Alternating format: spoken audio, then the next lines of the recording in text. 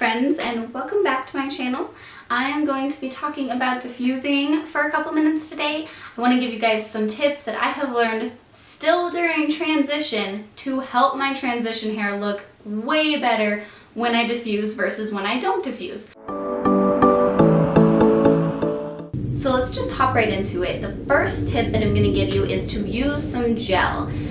When you're diffusing, you're just going to get a lot more frizz than if you were to let your hair air dry. And that's just because you've got air circulating around your hair, giving it that opportunity to frizz and reach out.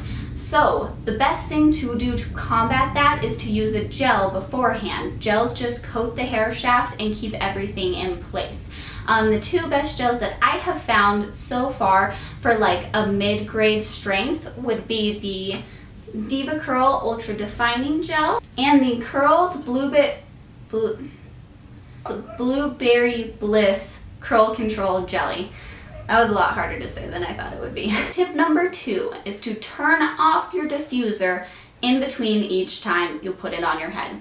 And what I mean by this is every time you have your diffuser down in your hand, it should be off. When you put it up to your head, you can turn it on and then you turn it back off again before you take it off your head for your next section.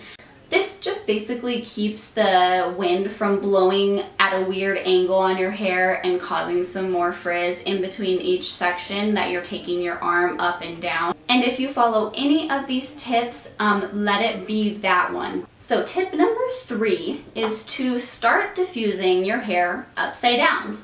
And this has a couple of benefits, but I did not start doing this until honestly about a month ago, and it has really helped my root volume. So when you let your hair just come out of the plop, or when you're out of the shower and you're styling it, the weight of gravity just pulls down the roots of your hair.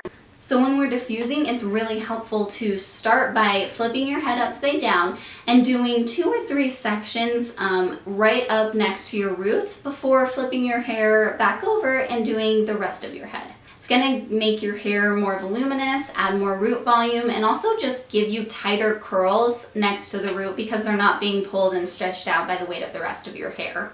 Tip number 4 is to flip your hair back and forth while you are diffusing. When you are diffusing and you've got a couple of sections on this left side and then you do a couple of sections on the right side, your roots are staying the same.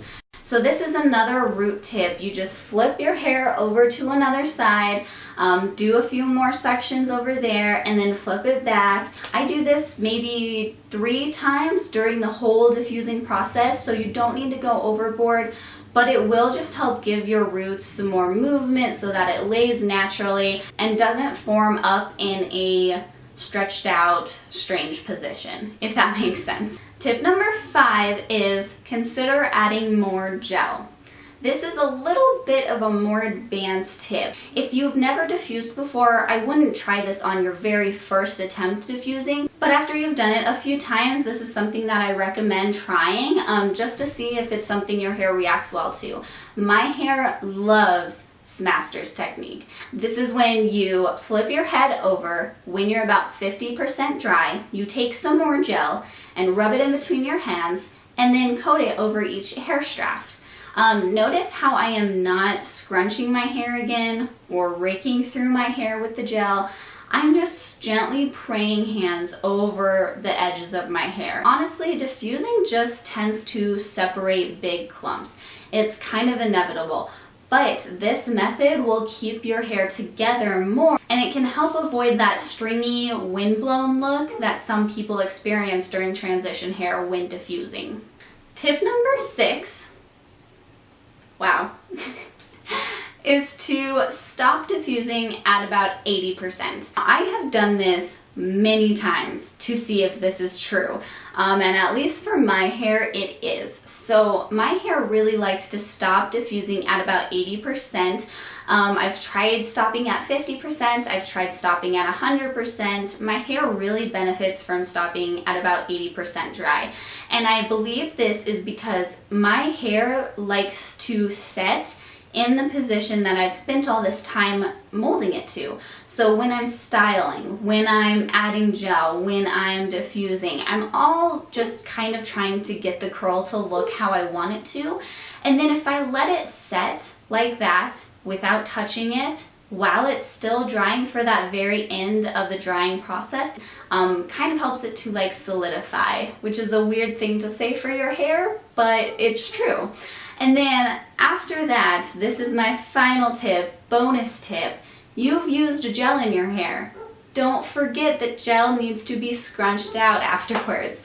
Gel is not a one-step process. So go in when your hair is 100% dry. I take some argan oil on my hands. Some people like to just use a cotton t-shirt on their hands, and flip your head upside down and scrunch it a little bit. Don't rake through it, don't scrunch vigorously, just scrunch it a little bit. You'll see that kind of crispy, crunchy cast that is created over each curl just disappear, and you'll be left with these nice, juicy, soft, bouncy curls. And that is about it. If you've had some trouble diffusing, or if you're about to start diffusing and this helped you at all, let me know, give it a thumbs up. And if you have not done so already, consider subscribing if you would like. I make curly hair videos and how to care for your curly hair naturally so that you can be true to who you are and look beautiful, which is something that I know a lot of curly hair people never thought they could do. So I really want to empower other curly haired girls and gals to do the same thing. And if that's something that interests you, consider joining the family. I would be happy to have you. And until then, I will see you guys next time. Adios!